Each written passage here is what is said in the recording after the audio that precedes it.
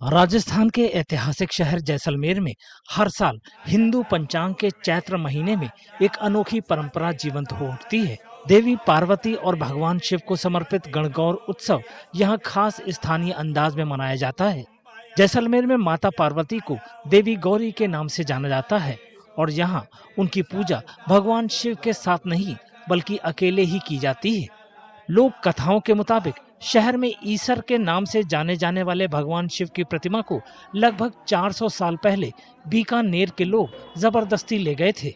तब से लेकर अब तक इस शहर के लोग सिर्फ देवी गौरी की ही आराधना करते आ रहे हैं। साथ ही वे इस उम्मीद को भी संजोए हुए हैं कि एक दिन ईसर की प्रतिमा अपने सही स्थान पर जरूर वापस लौटेगी। गौर माता और ईसर देव दोनों का ही यहाँ पर था।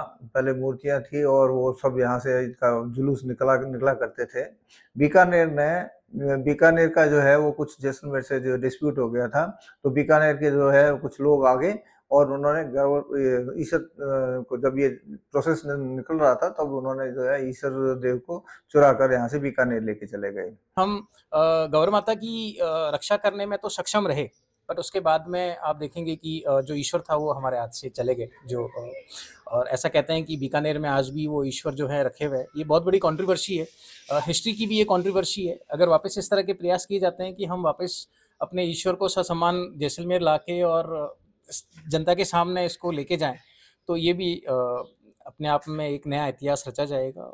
इतिहासकारों का मानना है कि देवी गौरी की पूजा उनके पति के बिना किए जाने की वजह शहर की वो परंपरा है जिसके मुताबिक जैसलमेर में जब पति अपनी पत्नियों को छोड़कर जाते हैं तो वे दोबारा विवाह नहीं करती। ईसर का जब अपहरण हो गया तो भारतीय सांस्कृतिक परंपराएं या भारतीय संस्कृति के अनुसार जो है महिला है या स्त्री है वो दूसरा विवाह नहीं करती।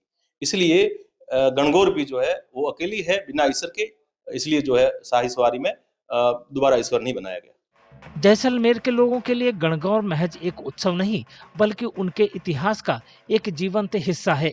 वे न सिर्फ इस खास परंपरा का जश्न मनाते हैं बल्कि इसे पीढ़ी दर पीढ़ी संजो रहे हैं।